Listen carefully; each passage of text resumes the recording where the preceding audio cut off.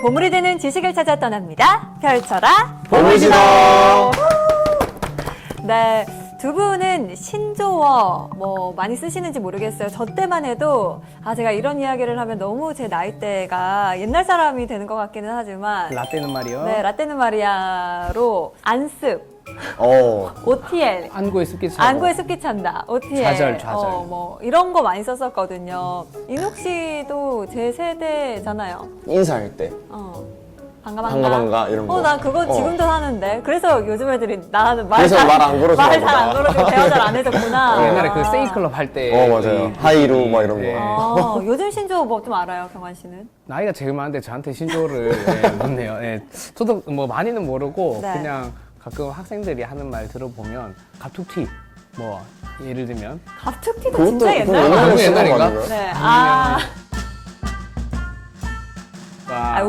우리로 가지고는 안 되겠어요. 네. 아마 선장님, 오늘 모실 선장님은 한평생 언어를 연구하셨기 때문에 왠지 그래도 신조어에 대해서 좀 잘 알지 않으실까라는 생각이 드는데 바로 모셔보도록 하겠습니다.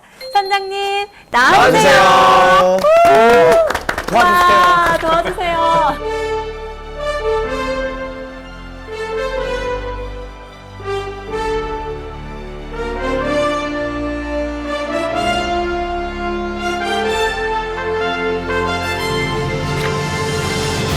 비켜볼 수가 없습니다. 저희가 오프닝 때 굉장히 신조어로 갈팡질팡했거든요.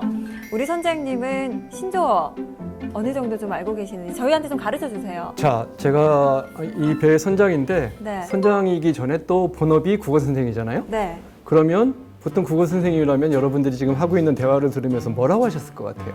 아유, 저것들 정신 못 차리고 오늘 남아서 청소해. 예, 그런 나쁜 선생일 거라고 생각할 경우가 많고 죄송합니다. 제 맞습니다. 학창 시절을 떠올렸나 봅니다. 예, 국어 선생님들이 그렇고 나이 드신 분들이 또 상대적으로 그렇게 말씀하시는 경우가 많잖아요. 근데 저는 그렇진 않습니다. 네. 이유가 뭐냐면은 조사를 하니까 알지만 제 세대에서는 모를 수도 있거든요. 근데 그거에 대해서 걱정하지 않을 게 그 말을 모른다고 하면 어떻게 하면 되냐면 배우면 돼요. 그렇죠. 그 사람들이 쓸 때 어떤 맥락으로 어떤 뜻을 쓰는가를 배우면 되는 거고 설사 배우지 않더라도 아까 뭐 갑툭튀 나왔잖아요. 네. 갑툭튀 같은 말 없어져요. 안습 없어져요. 안습. 잠깐 쓰이다가 없어지는 말들이고 중요한 건 남을 것들은 남거든요. 저는 이 남을 것들에 대해서 연구하고 또 열심히 알아서 쓰면서 젊은 세대들하고 소통하면 되는 거거든요.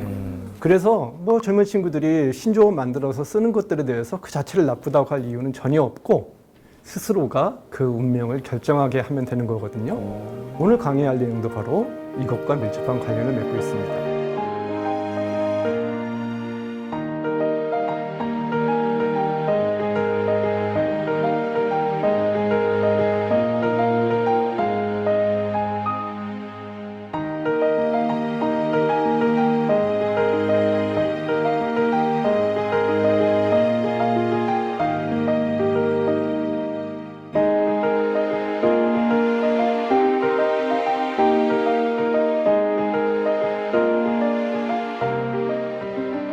자, 제가 국어 선생님이다 보니까 가끔 의뢰를 많이 받습니다. 뭐 이름 지어달라는 의뢰, 사람 이름 지어달라는 의뢰도 많이 받는데요. 정말요? 장면까지. 예, 그다음에 뭐 가게 이름도 지어달라, 제품 이름도 지어달라. 네. 최근에는 음식 이름을 지어달라고 그래서 음식 이름을 한번 지어줬습니다.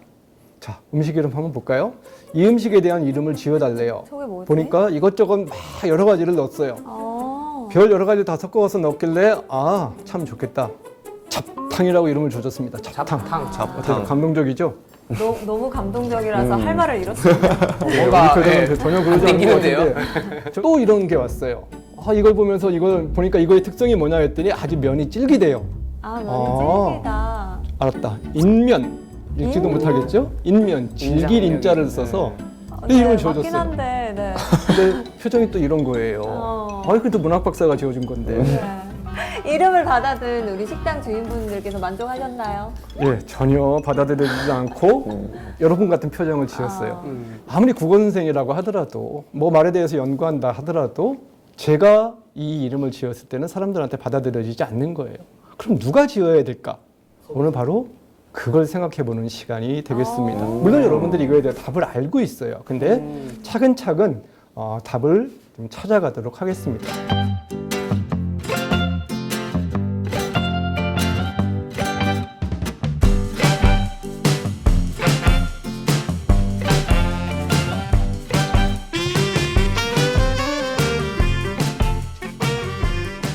여러분한테 질문 한번 드릴까요?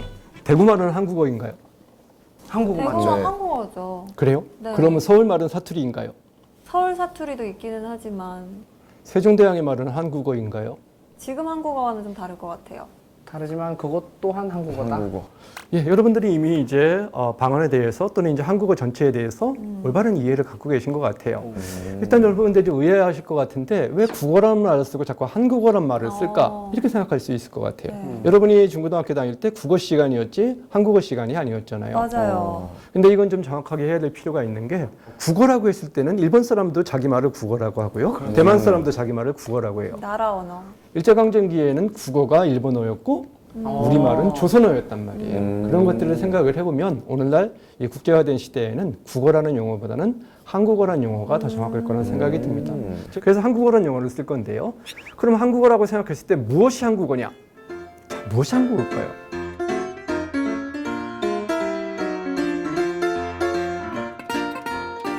대개의 경우는 표준어를 한국어라고 생각할 것 같아요. 표준어. 그래서 대구말은 한국어이긴 한데 사투리야, 방언이야. 또 세종대왕 말이 옛날 말이니까 한국어인지 아닌지 헷갈리잖아요. 네. 이때 우리가 정확하게 생각할 게 한국어는 표준어가 아니라 특정 지역의 말이 아니라 이 모든 걸 다 합친 것을 한국어라고 합니다. 그래서 제주도의 말도 있어야 되고 경상도의 말도 있어야 되고 전라도의 말도 있어야 되고 이 모든 것들이 하나하나가 결국은 한국어를 이루는 거고요. 나이 든 사람들의 말, 젊은 사람들의 말, 그다음에 뭐 특정 직업을 가진 사람들 이 모든 것도 역시 한국어여야 되고 과거에서 지금까지 또 미래에서 우리 후손들이 쓸 말도 한국어여야 됩니다. 이렇게 우리는 다 끌어안는 포용적인 자세를 갖는 것이 중요해요.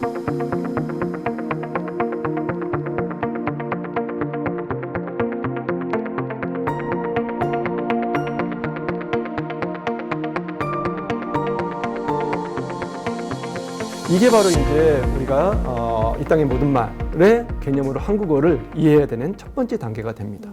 그럼 두 번째 단계를 볼까요? 말의 주인들을 찾아가게 되는 건데 말의 주인은 기본적으로 한국어를 쓰는 모든 사람들이 결국은 말의 주인이 되어야 됩니다. 이건 우리가 결론으로 알아야 될 문제이기도 하지만 처음부터 이 개념을 가지고 시작을 하도록 할게요. 자, 그러면 말의 주인이 누구인가? 첫 번째는 뭐 엉뚱한 질문을 여러분한테 했을 텐데 여러분 답을 알고 있어요. 말의 주인 하면은 여러분들은 아마도 국어 선생님 또는 뭐 국립국어원 원장님 아니면 만약에 뭐 문화부 장관이나 교육부 장관이 뭔가 이런 규정을 만든다면 그분들 아니 또는 뭐 우리나라에서 가장 높은 분이랑 대통령 이렇게 생각하기가 쉬울 것 같아요. 그렇게 생각 안 합니다. 그렇게 생각 안 하죠? 네. 역시 여러분 그러니까 젊은 세대들이 이제 생각이 좀 많이 바뀐 거예요. 근데 저희가 알게 지난 모르게 시간에 선장님한테 잘 배워서 그렇습니다. 아, 예, 고맙습니다. 사실 우리가 올바른 길로 항해를 하고 있네요.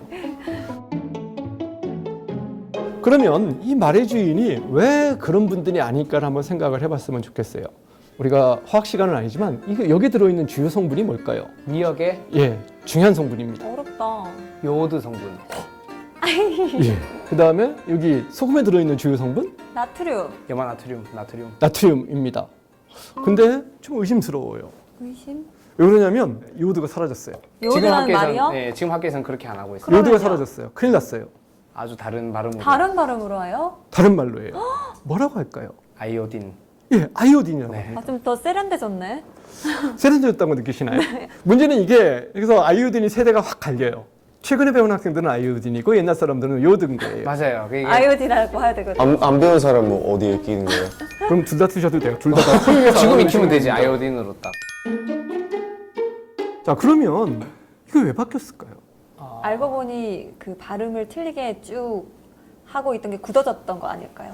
여러 가지 생각을 할 수 있었는데 이유는 그래요. 이 우리가 화학을 처음 받아들일 때는 일본을 통해서 받아들였고 일본은 독일하고 친했어요.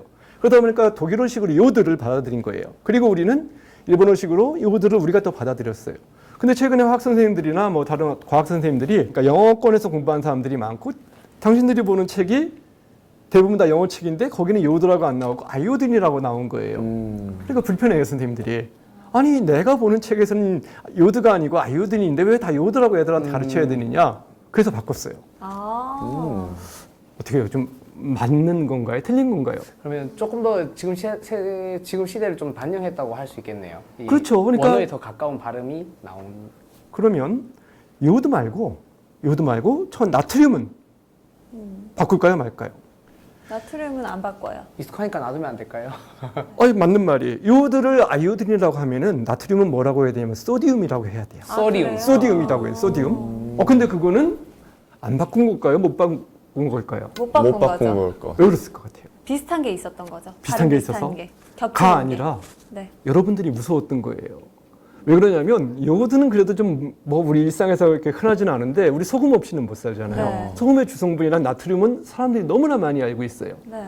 이걸 만약에 소디움으로 바꿨다면 아. 난리가 나는 거예요. 아니 그걸 왜 바꾸냐고 도대체. 사회 전체적으로 약간의 일렁일 수 있겠네요. 그렇죠. 아니 멀쩡한 걸 왜 바꿔? 나는 이제까지 나트륨으로 알고 있었는데 왜 갑자기 소디움이야?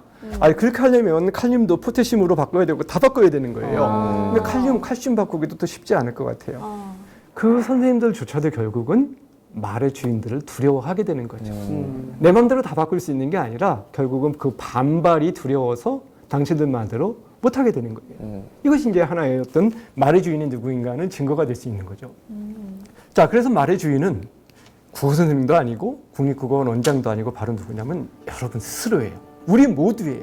그래서 우리 모두가 동의하에 우리 모두가 이해할 수 있는 이걸로 말이 정해지고 말이 변화하게 되고 발전하게 되는 거거든요. 이 생각들을 우리가 다 가지면서 이 시간을 계속해서 항해를 해봤으면 좋겠습니다.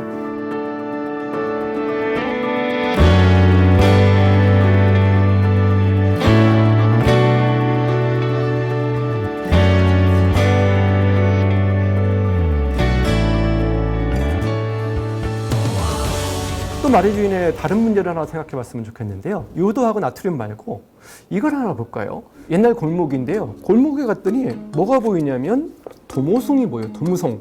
도무송? 내가 이무송 씨는 아닌데 도무송 씨는 혹시 아나요? 동성. 도무송? 그 다음에 보니까 저게 나나인치, 나나임치? 그 다음에 큐큐 이런 것들이 보여요. 그게 무슨 말일까요? 큐큐. 도무지 네. 모르겠네요. 예, 근데 저거는 인쇄하는 도무지 사람들이 아니송? 인쇄하는 사람들하고 그 다음에 재봉하는 사람들이 쓰는 전문 용어예요. 전문 용어. 근데 저는 국어 선생님이에요. 네. 그리고 저거는 일본어의 잔재예요. 그리고 그것도 그런 일본어가 느낌이네요. 잘못 들어온 거예요. 도무송은 톰슨 프레스라는 전문 인쇄 기계예요. 톰슨 회사가 톰슨. 유명한 회사였는데 그게 일본 사람들이 발음하다 보니까 토무송. 도무슨. 하다가 한국에 들어오면서 도무송. 도무송 데스네. 한심하죠? 한심해요? 나나인치는 더 자연스러운- 재밌어요. 나나인치는 뭐냐면 우리가 그 재봉을 하다 보면 단추구멍을 만들어야 돼요. 네. 근데 이제 블라우스 같이 그 얇은 옷에 단추구멍을 만드는 전문 재봉 툴이 있어요. 근데 그게 유명한 회사에 싱어라는 회사가 있는데 71번 일본 말로 나나이치. 나나이치. 그 다음에 99번이에요. 그래서 QQ. QQ예요. 그게 이제 한국에 들어왔는데 나나 인치. 근데 나나이치를 사람들이 생각해 나나이치? 71인데 원래는 네. 그거 인치를 잘못 썼나 보다. 그럼 나나인치로 바꾼 거예요. 심지어 나나인치까지 나와요. 다시 한 번만 말씀드리는데 참 무식하죠. 참 한심하죠. 정말 들리는 대로 그냥 해석하는. 라고 생각하면 안 된다는 거예요. 문제는 뭐냐면 저분들은 저거만큼 소통하기 쉬운 말들이 없어요. 여기에 우리가 어떤 그 상반된 생각을 가지고 있냐면 우리가 의학 드라마 보면은 의사 선생님들 나오면 항상 전문 용어 막 써요. 못 알아들만 막 쓰고 그 밑에 항상 자막이 나오죠. 저분들이 무슨 말씀을 하시는지. 근데 그거 갖고 우리가 뭐라고 안 해요. 그럼 의사 선생님들은 전문가로 보이고 저 인쇄 전문가, 그 다음에 재봉 전문가들은 전문가가 아니냐? 전문가들인 거죠. 전문가 맞죠. 이것조차도 결국은 뭐냐면 말의 주인들에 대해서 우리가 세대를 초월하고 직업을 초월하고 계층을 초월해야 되는데 그런 생각들을 가지지 못한 거죠. 이 말이 바뀌어가고 있어요. 예를 들어서 요즘에는 도문성화라고 톰슨가공 이렇게 하고 있어요. 왜 바뀌었을까요? 젊은 사람들이 톰슨을 더 빨리 이해. 톰슨을 이해를 하는 거예요. 이제 톰슨이라는 단어가 원래 있었다는 걸 알았으니까 그렇게 해서 그냥 그들 스스로가 바꿔나가는 거지 국어 선생님들이 바꿔라 잘못됐다 이렇게 해서 바꾸는 것들이 아니거든요. 쓰는 대표- 사람이 스스로. 누가 결정하면 되나요? 말을 사용자들이. 쓰는 사용자들. 사람들끼리 그분들이 결정을 하면 되는 거죠. 이런 단계를 거쳐서 다 말이 바뀌어나간 거기 때문에 각각의 말들을 우리가 어떤 맥락에서 저렇게 쓰고 있는가를 이해하면 되는 거지 무조건 잘못됐다고 얘기해서는 그것이 올바른 방향은 아니에요. 그리고 그게 고쳐지는 게 누군가가 막 뭐라고 해서 고쳐지는 거기도 하지만 사실은 스스로가 그렇게 결정해 나가는 거거든요. 그거에 맡겨야 되는 거지 국어 선생들이 또는 뭐 국립국어원 원장이 막 강요해서 될 문제는 아니에요.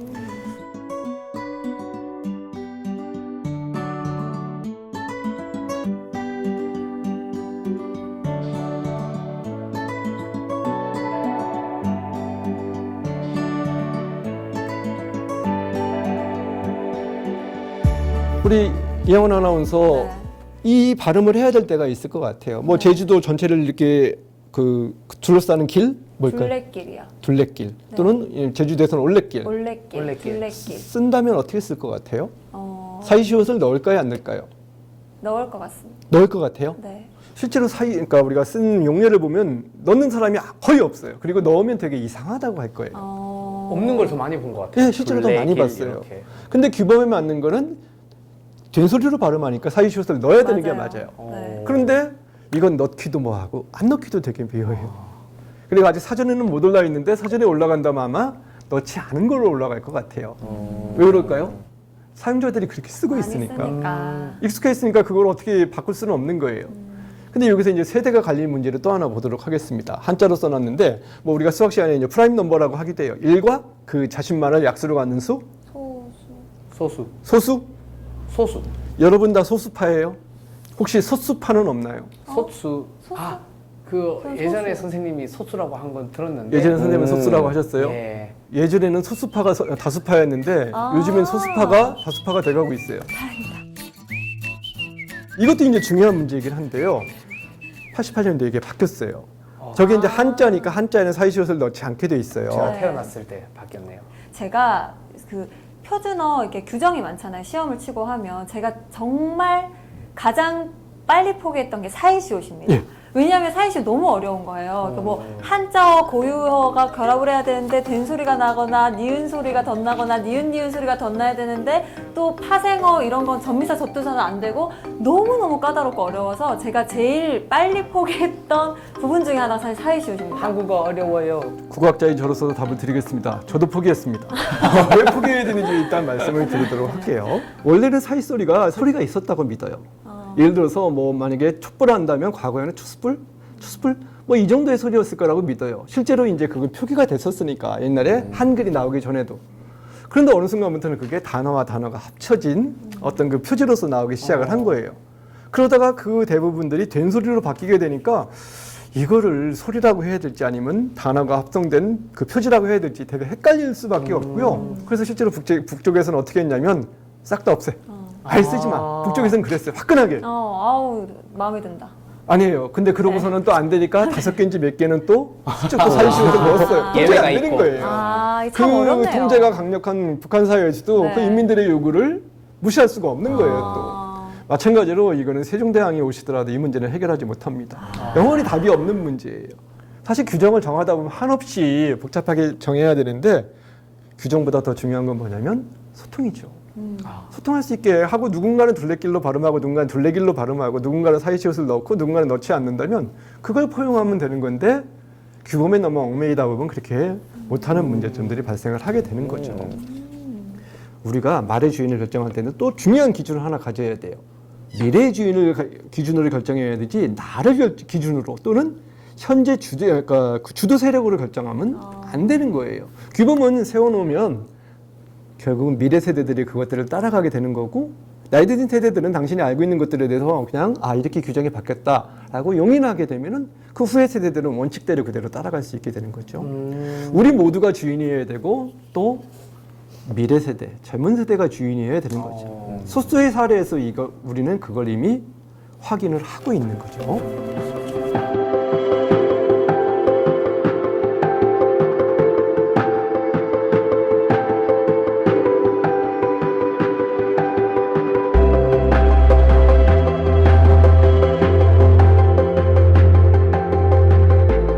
자, 그러면 이제 말의 주인으로서 우리가 알아야 될 것들에 대해서 한번 살펴보도록 할게요. 한글 맞춤법은 어려운가요? 너무 한글 맞춤법 너무 어렵습니다. 너무 어려워요. 네. 정말. 저도 사실 애들한테 국어 가르치면서도 예. 헷갈릴 때가 있으니까요. 그렇죠. 근데 아니에요. 한글 맞춤법이 이 세상에서 가장 쉬워요. 오. 왜 그러냐면요. 제가 그러면 중국 사람한테 물어볼게요. 야, 한자 맞춤법은 어렵냐 쉽냐? 한자 맞춤법을 어렵냐 쉽냐? 어렵다고 할 것 같아. 아니 대답을 안 해요. 왜요? 맞춤법이 없어요. 한자는 맞춤법이 없어요. 아, 우와. 한자는 뜻글자니까 그러네. 쓸 줄 아느냐 못 쓸 줄 아느냐, 그릴 줄 아느냐 그릴 수 없느냐의 문제예요. 자, 그럼 영어 맞춤법은 쉬워요? 영어 맞춤법. 불규칙들이 좀 있긴 하지만 불규칙들이 있지만 나머지는 문제가 별로 없어요. 네. 예, 이것도 잘 생각해 봐야 되는 게, 그럼 제가 여러분한테 받아쓰기를 할 때 아이, 아이. 뭘 쓸까요? 아이. 대문자 아이? 네. 아니면 EYE? EY 있었어요. 진짜? 네. 나는 아이 썼는데. 나는 그냥 아이. 아니, 받아쓰기를 하려면 정확하게 받아쓸 수 있는 방법이 있어야 되는데 두 사람은 완전히 갈렸어요. 마야이. 수요일이라는 단어를 배울 때 어쩔 수 없이 웨드네스 다이 뭐 이런 식으로 외웠을 것 같아요. 웬스데이. 웬스데이가 잘 안 되니까 아무리 우리는 웬스데이든 웬즈데이든 맞아. 발음하는 대로 헷갈려. 쓸 수 있는데 웬스데이는 안 돼요, 그게. 영어 맞춤법 아주 어려워요. 불규칙합니다. 아니 그냥 실제로 모르면 못 쓰는 거랑 마찬가지예요. 아, 모르면 못 쓰는 거 맞죠? 우리는 근데 만약에 들으면 쓸 수 있어요. 근데 영어 단어 한자는 그림을 알아야 쓸 수 있고 영어 단어는 그 단어를 열심히 눈으로 익혀놔야, 철자를 익혀놔야 알 수 있어요. 근데 우리는 철자 모르는 단어도 부르면 그냥 바로 쓸 수 있죠. 그렇기 때문에 한글은 맞춤법이 무지하게 쉬워요. 이게 우리가 오해하고 있는 거란 말이에요. 그런데 우리는 왜 맞춤법이 어렵다고 느끼냐면요, 못된 국어 선생님 때문에 그래요. 자꾸 다 틀렸다 하니까요. 그렇죠. 그리고 맞아. 우리 받아쓰기에 그 안 좋은 추억이 있기 때문에 그래요. 사실 우리가 기다리던 때 받아쓰기장. 받아쓰기 하나라도 틀리면 사람 취급을 못 받았죠. 네. 그런데 여러분이 틀리는 이유는 어려운 걸 가끔씩 집어넣어놓고는 그걸 가지고 쓰라니까 어려운 거죠. 그것 말고는 나머지 문제될 게 전혀 없어요. 만약에 맞춤법이 없다면 여러분들 한글로 쓰는데 아무런 지장이 없어요. 소리 나는 대로 맞아요. 적으면 되니까 소리 나는 대로 맞춤법을 적으면 돼요. 지금 그것 때문에 더 문제예요. 소리 나는 대로 적다 보니까 더 맞춤법을 맞아. 모르겠어요. 특히 요즘 친구들. 소리 나는 대로 적을 수 있는데 근데도 왜 소리 나는 대로 적지 않을까를 이제 생각을 해보면 돼요. 왜 소리 나는 대로 안 적을까요? 그러면은 언어 뜻 전달이 잘못될 수도 있으니까요. 맞아요. 근데 더 중요한 문제가 문자는 쓰기 위한 걸까요? 읽기 위한 걸까요? 읽기 위한. 쓰는 건 그냥 바로 소리 나는 대로 마음대로 써도 되지만 그게 정확한 뜻이 전달이 안 되면은 문자로서의 어떤 기능을 제대로 못 하게 되는 거잖아요.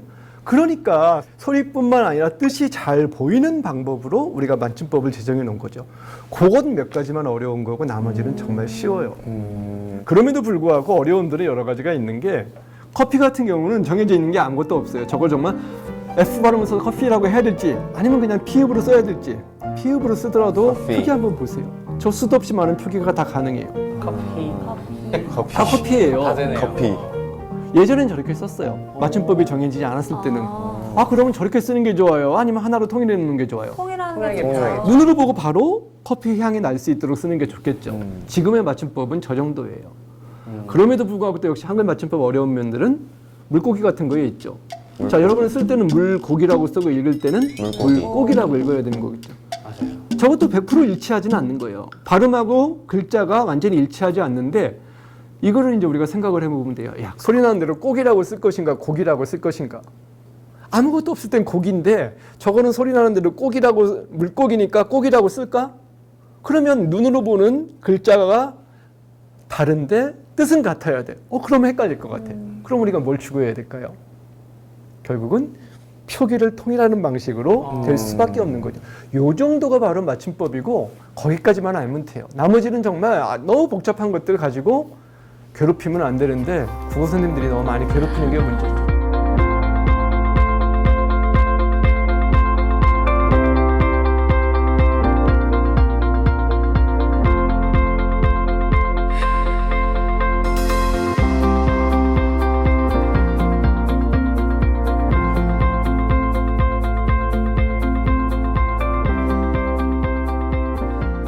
자, 그러면 여러분들이 한번 이 생각을 한번 해볼까요? 맞춤법은 시도 때도 없이 바뀔까요? 시도 때도까지는 아니지만. 자주 바뀌어요, 맞춤법이? 네. 그래도 어느 정도. 우리 정윤욱 바뀌는 선수 것 그렇게 같아요. 생각하세요? 맞춤법을 잘 맞춰서 쓰질 않아가지고.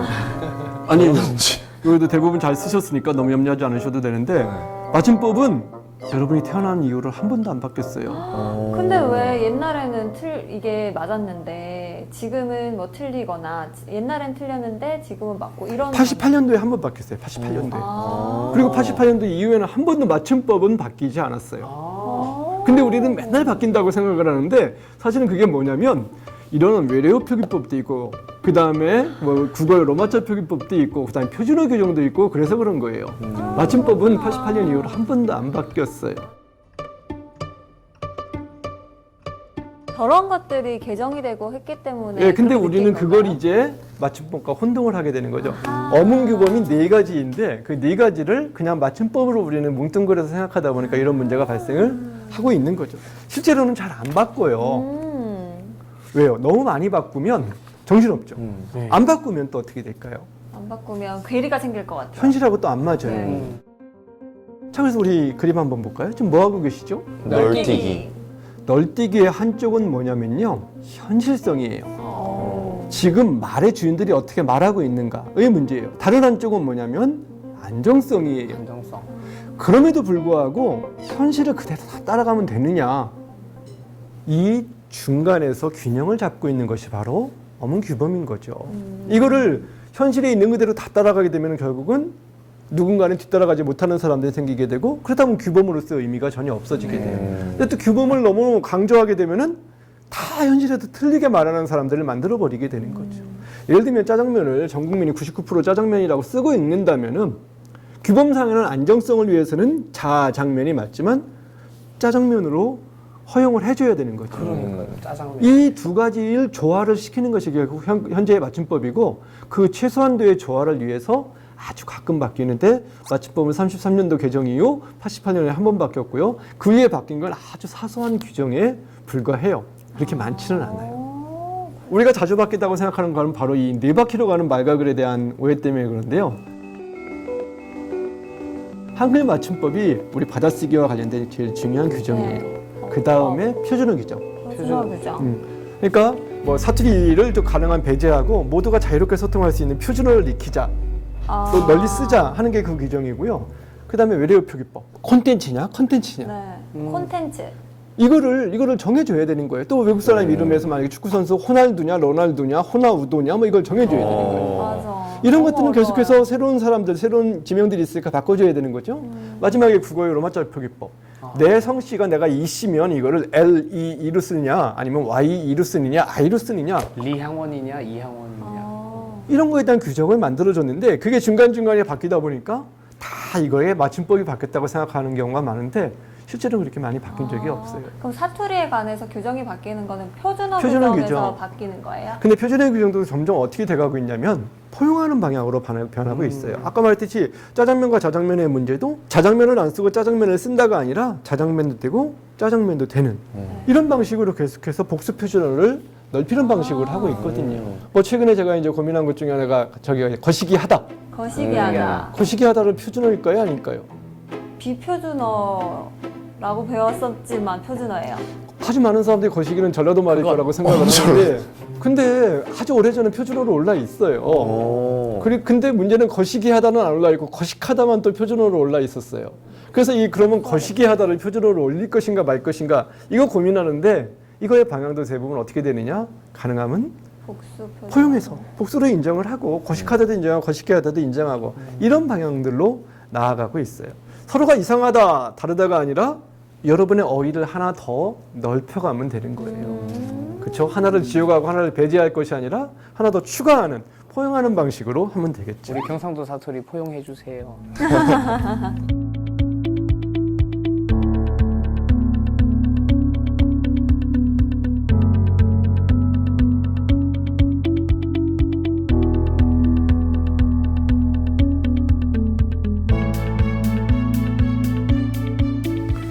자, 이제 좀 약간 다른 질문을 좀 해보도록 할게요. 가끔씩 이런 질문을 하는 사람들이 있어요. 세종대왕이 한글을 창제하기 전에는 우리 조상님들은 어떻게 말을 했나요?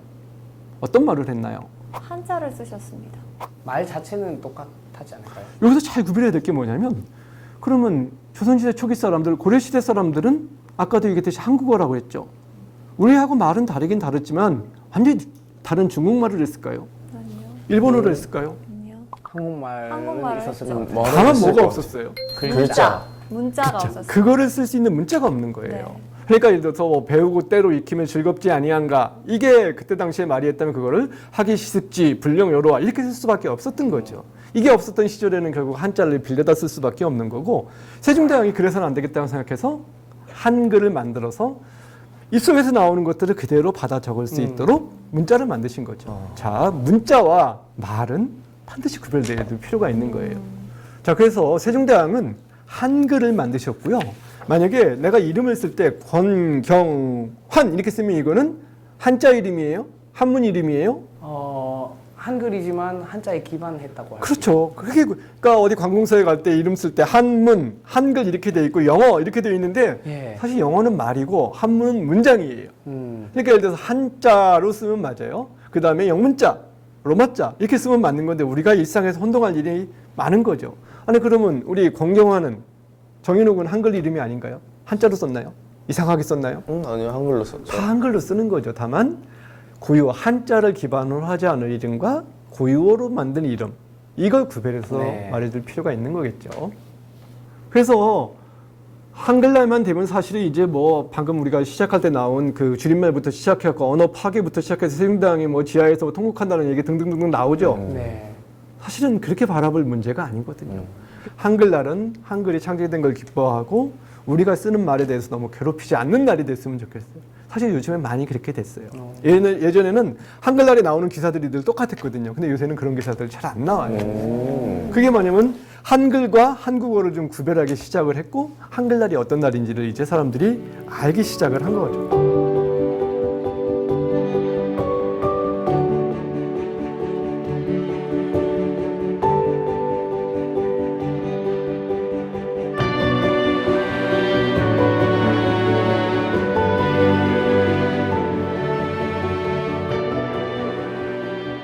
자, 그러면 한국말은 끝까지 들어야 된다?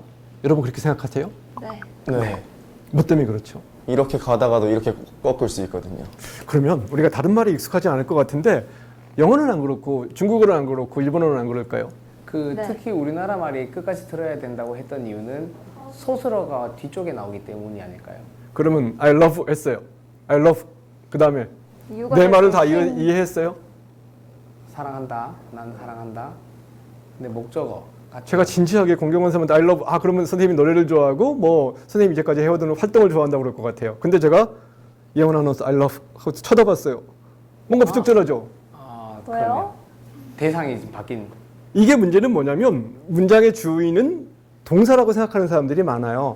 맞죠? 러브란 동사가 중요해요. 사랑하다가 중요해요. 그런데 과연 그러면 대상이 나오지 않고 과연 그 문장이 완성이 되나요? 아니요. 나는 너를 좋아한다고 할 수 있고 싫어한다 할 수 있고 증오한다 할 수 있고 그렇잖아요. 그렇죠. 이걸 어느 언어나 다 마찬가지지 끝까지 들어봐야지만 알 수 있는 언어는 없어요. 통계적으로 봐서도 오히려 나 너를 사랑한다 이게 더 많아요. 통계적으로 나 사랑한다 너가 아니라.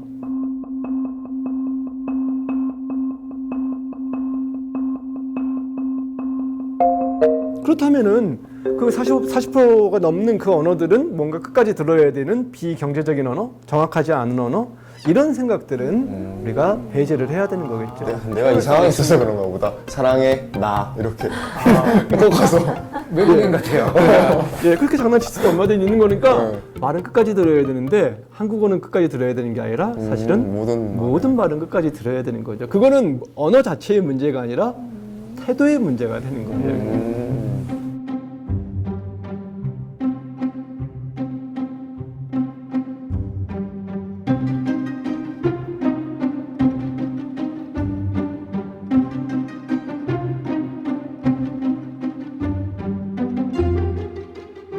그 다음 우리가 가끔씩 오해하고 있는 게 있어요. 번역투의 문장은 나쁜 걸까요? 이것도 제가 한 파트에 있었거든요. 예. 정말 많이 풀었습니다. 번역투 그렇죠. 문장 고치기. 오, 우리 끝나고 우리 그 맥주 한잔 먹는 모임 가질까요? 좋아요. 좋아요. 모임을 가질까요? 가질까요? 이거 시험 문제 나왔을 것 have. 같은데 가질까요? 이거 쓰면 안 된다고 나왔을 것 같은데 가지면 안 된대요. 왜 안 돼요? have의 번역투라고 배웠습니다. 아니 근데 여기서 중요한 건 일상에서 회부의 번역된지 아닌지 우리가 몰라요. 아니 그리고 소통하는데 지장이 있었나요? 맞아요. 아니요. 이런 문제는 이걸 지적함으로써 시험 문제 내게 적절할지 모르고 뭔가 우리 순수성에 대해서 얘기할지는 모르겠는데 그것 때문에 뭔가 소통에 방해가 된다면 결코 긍정적인 방향은 아닌 거죠. 그리고 안타깝게도 우리 문장의 역사는 사실 번역투의 역사예요. 왜 그러냐면 한글이 창제되고 나서 문장을 써야 돼요. 영비어창과 같은 경우에는 직접 쓴 문장이기도 하지만 사실은 또 한문이 달려있기도 해요. 네. 그리고 이제 일제강점기가 되면서 이제 일본을 통해서 들어온 문장, 그다음에 영어를 통해서 들어온 문장, 상당히 많은 부분은 바로 이런 번역투의 문장이 우리 문장 속에 들어와 있어요. 그럼 이걸 다 없애버릴까요? 그 문제가 된다면, 예를 들어서 우리 모임을 가지자, 이게 문제가 된다면 번역투여서 문제가라고 지적할 것이 아니라 뭐라고 지적해야 되느냐, 누군가 그걸 알아듣지 못한다. 나는 우리 모든 친구들한테 같이 맥주를 한 잔 사주고 싶은데 누구는 그 말을 못 알아들어서 모임에 함께하지 못했다 라고 한다면 문제를 지적해야 되는데 이미 가지다의 문제는 아무런 문제가 없어요. 그 다음에 가지다도 한국어예요. 네. 그렇죠? 네. 이런 걸 가지고 우리가 말을 억압할 이유는 없다고 생각이 돼요. 그거의 대표적인 사례가 또 하나가 있습니다. 고객님 주문하신 커피 나오셨습니다. 커피가 나오셨어. 자, 이 옷은 고객님께 참 잘 어울리시네요. 정영수 선생님 기분 나쁜가요? 기분 안 나쁜데요? 근데 이거 갖고 기분 나빠하는 사람 무지하게 많아요. 틀렸다고 지적하는 사람들 무지하게 많아요. 이 문제에 있어서 결국 문제는 누구냐면요. 네. 제가 책에는 뭐라고 썼냐면 고객님, 문제는 고객님이십니다 라고 썼어요. 그러네요. 그냥 왜 들으면 그러냐면 되는데. 듣는 사람이 틀린 줄 알면서도 커피 나오셨습니다 할 때 나를 더 높이는구나 이미 생각을 하고 있는 상황이에요. 그 다음에 우리 사회에서 이제 손님은 왕이다. 내가 돈 내고 내가 사 먹는 거니까 나를 높여라. 이런 생각들이 만연해 있는 거잖아요. 이 문제를 누가 해결할 거냐면요. 국어 선생님들이 아무리 지적한다고 해결 안 돼요. 누가 해결해야 될까요? 말의 주의. 우리가. 여러분들이 해결해야 되는 거예요.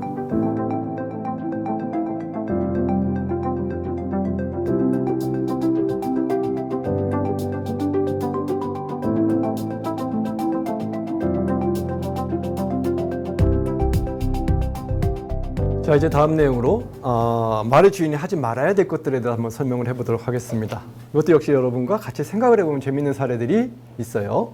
한글은 최고의 문자인가? 여러분한테 질문을 받았어요. 한글은 최고의 문자? 최고의 문자입니다. 이럴 때 이제 또 옛날 저 어르신들은 야, 그 최고가 높을 꽃자냐, 오래의 꽃자냐, 노풀고입니다. 높을 꽃, 네. 최고, 가장 높은 네. 최고. 한글은 네. 맞기도 하고 틀리기도 합니다.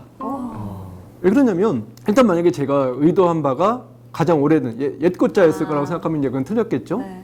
그 문제에 대해서 한번 생각을 해보도록 할게요. 왜 그러냐면 최고, 그 다음에 최고, 그 다음에 최다 이 세 가지를 생각해 볼 수 있을 것 같거든요. 네. 한글이 가장 글자 수가 많을까요? 아니요. 아니요. 한자가 훨씬 많죠. 글자 수도 없죠. 이것도 이제 오해가 있을 수가 있는 게 그러니까 한글을 생각하기에 글자라고 했을 때는 기역, 니은, 디귿, 리을, 아야오요 이 각각의 자소를 말하는 건지 아니면 네. 그게 뭐 보, 물 할 때 이런 음절을 말하는 네. 건지 이거에 대해서 얼마든지 생각이 바뀔 수가 있어요. 그래서 최고, 최다 이 문제에 있어서 이것만큼 사실은 바보 같은 논쟁은 없는 거죠.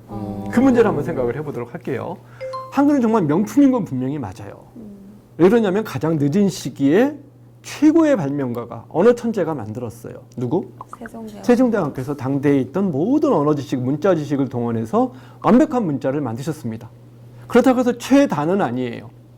왜 그러냐면 한자가 지금 제일 많이 쓰이고 있어요. 한글은 더 많이 쓰일 수도 있지만 안 쓰는 글자를 굳이 넣을 필요가 없어서 저건 빼놓은 상태죠.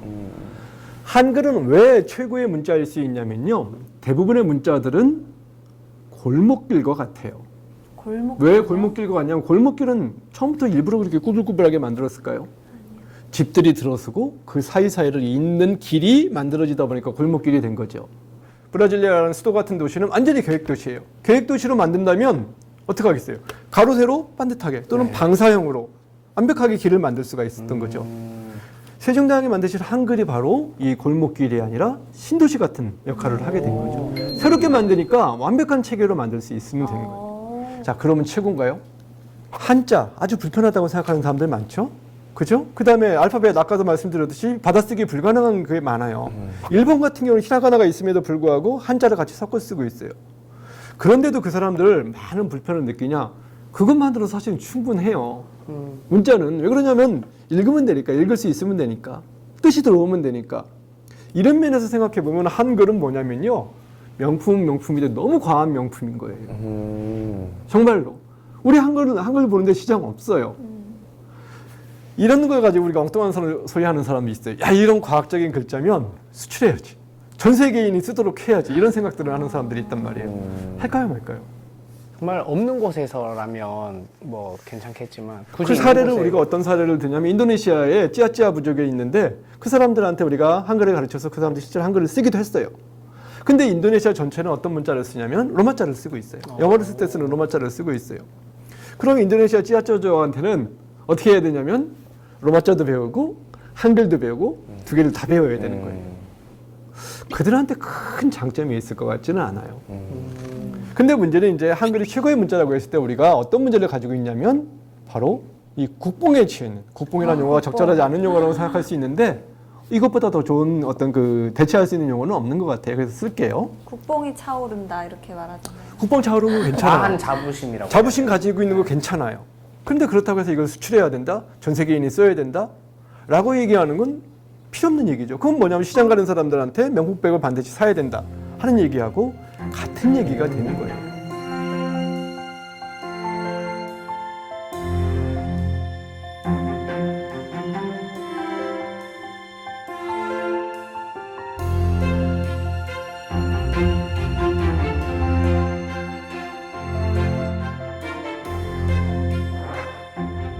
이런 경우들을 봅시다. 우리가 좀 오해하고 있는 경우가 있는데요. 이 책을 보면 재밌어요. 이 책을 보면 뭐가 되어 있냐면요. 학자 부분은 배울 학자인데요. 옛날에 19세기 후반에 나온 책이에요. 런을 봤더니 런이라고 되어 있어요. 런. 발음 되게 정확하게 써놨어요. 라이스. R과 L을 구별해서 L은 라이스. 런이라고 했고 그다음 라이스 이렇게 했어요. 오 멋지죠. 베지터블 보세요. 얼마나 발음이 정확해요. G도 베지터블. 이런 책을 보면서 그러면 한글로 우리 영어로 좀 더 정확하게 표기할 수 있도록 하면 되지 않을까 이런 생각을 할 수 있어요. A4용지 같은 거를 보관할 때 어디다 집어넣어요? 파일에 죠. 파일? 화일? 촌스럽게 파일이 뭐예요? 화일? 또 누구는 더 촌스럽게 화일 그러고 있어요. 화일? 근데 화일이 틀리고 파일이 맞지 않습니까? 아니죠. 파일이 맞죠. 파일이 네, 파일. 파일이 아, 맞죠? 저는 표기법을 말했습니다. 그러면 여러분은 저보고 이제 밥맛없다고 얘기를 해야 돼요. 한국어에는 F발음이 없어요. 네. 그러면 F발음은 뭘로 받아들이라고 돼 있냐면 피읍으로 받아들이라고 돼 있어요. 그럼 영어 선생님은 뭐라고 할 것 같아요? 아니 P랑 다르다. P하고 F는 구별해야 되는데 당신 때문에 우리나라 애들 영어 발음이 너무 나빠져요. 해결책이 있을 것 같아요. 이렇게 옛날 책에 이렇게 썼다면 father를 쓸 때 F가 들어가요. 네. 그럼 이응 피읍을 쓰면 되잖아요. 또는 순경은 피읍을 쓰면 되잖아요. 그 다음에 learn 같은 건 learn이라고 쓰면 될 것 같아요. 런. 자, 저렇게 할까요, 말까요? 야. 플리즈. 저렇게 쓰면은 영어 발음 아주 잘할 수 있을 것 같은데요. 그래 보여요. 그래 그대로 보여요? 따라 읽으니까 좀 예. 얼추 비슷해 보여요. 이 단어를 그럼 한번 제가 fifth 이런 단어를 한번 써볼까요? If. 예, 정확하게 표기를 살려서 옛 글자를 살려서 쓰면 이렇게 쓰면 됩니다. Fifth. 아니 이왕 쓰려면 다 써야 돼요. 규범이니까 규칙적으로 다 써야 되죠. 근데 이게 무슨 짓이에요? 아까도 얘기했듯이 한국어로 한국 사람들과 소통하고 있으면 한국 사람 모두가 알아들을 수 있는 발음을 써야 되고 표기를 써야 되겠죠. 저렇게 하게 되면 입력하기도 골치 아프고 그 다음에 책도 다 바꿔야 되고 한두 가지 문제가 아니에요. 정확한 영어 발음은 어떻게 해야 될까요? F를 따로 배워야 되지 않을까요? 그래서 영어 선생님이 필요한 거죠. 영어 선생님이 하셔야 될 일이 바로 그거죠. 국어 선생님이 영어 선생님의 일을 대신할 것이 아닌 것 같아요. 이런 엉뚱한 주장을 하면 안 됩니다. 어디까지나 한글은 한국어를 표기한 거고 발음 기호가 아니에요. 어디까지나 한글은 한국어를 적기 위해서 있는 거고 그 정확한 표기를 위해서 노력해야 되지 외국어를 표기에 의한 방법으로 바뀔 이유가 전혀 없는 거죠.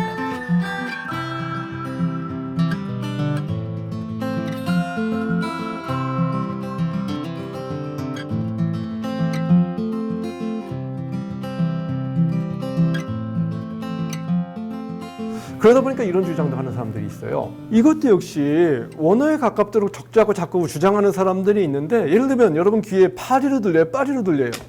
파리. 파리로 들려요? 그럼 파리로 적을까요? 파리. 파리로 적을까요? 이게 한국 사람들 귀에는 파리로 들리는 경우가 아주 많아요.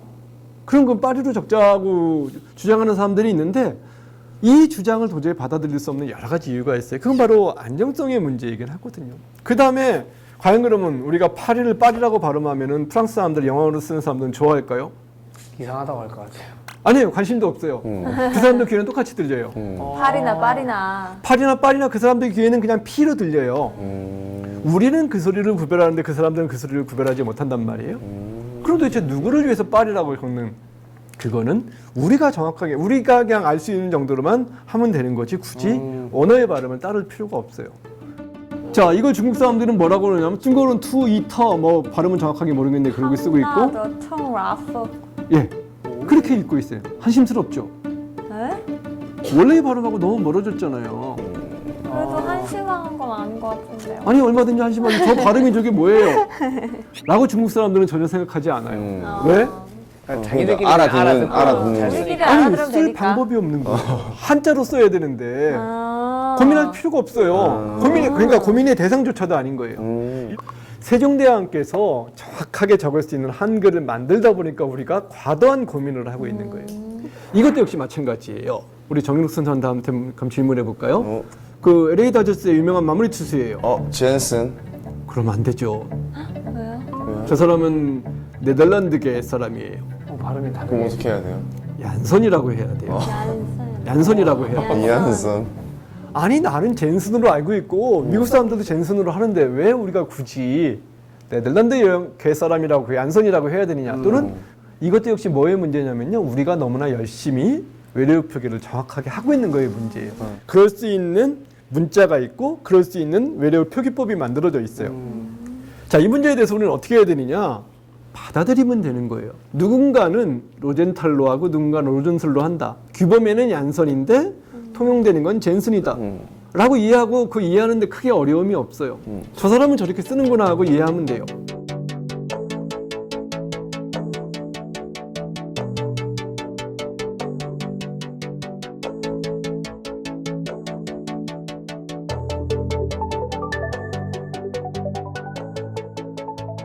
말의 주인으로서 해야 될 것들에 대해서 알아보도록 하겠습니다.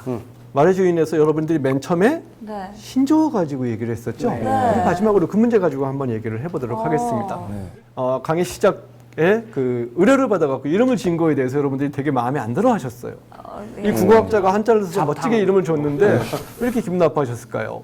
자, 이거의 이름은 여러분 뭐로 알고 있죠?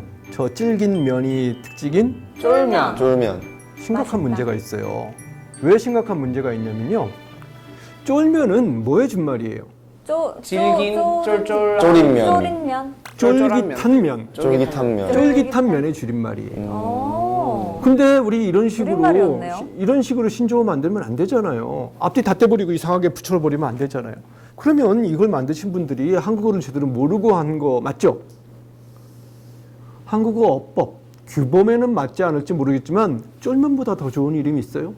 느낌이 확 오잖아요. 저거죠. 이걸 누가 했냐면 말의 주인들이 하는데 여기에 핵심은 뭐냐면요. 여기에 핵심은 줄임말이에요.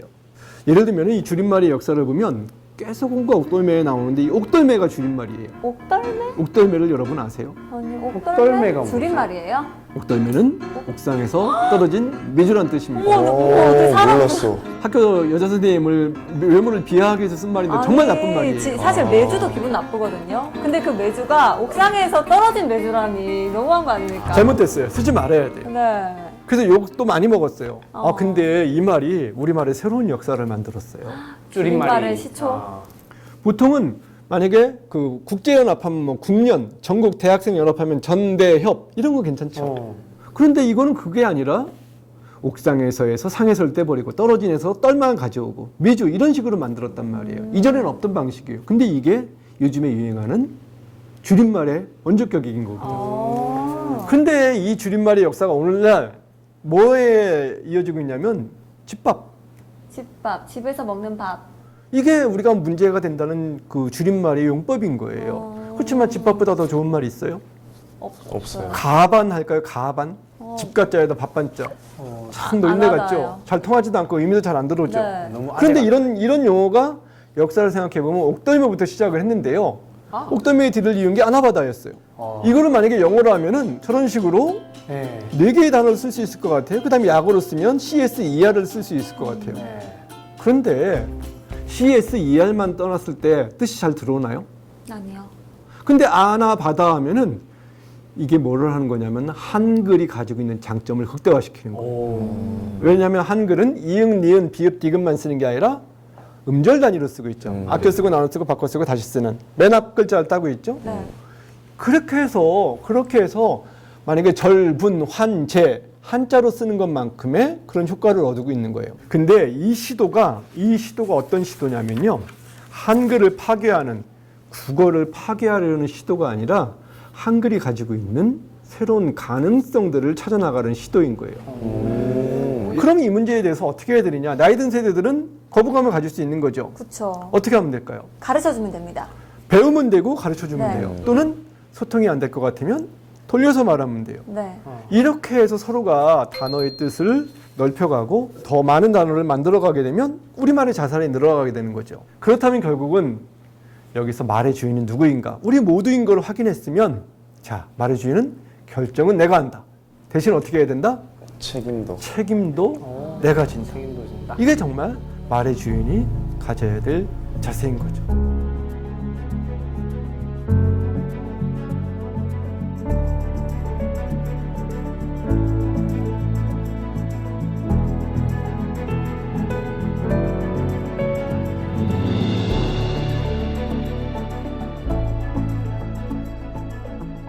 오늘 진짜 선장님과 쭉 함께 하면서 아, 내가 말의 주인으로서 우리 언어를 어떻게 써야 되고 또 소통을 어떤 방식으로 하면 좋을까 이런 고민을 할 수가 있는 시간이었는데 그럼 끝으로 선장님 오늘 강의 한마디로 정리를 해주신다면요? 한마디로 정리한다면 말의 주인은 분명히 확인했어요. 네. 그러면 말의 주인이 말에 대한 결정은 내가 한다. 결정은 내가 한다. 내가 내가 모두가 한다. 주인이니까 네. 대신 모두 함께 진다. 책임도 함께 진다. 예, 결정은 내가 한다. 그리고 책임도 내가 진다.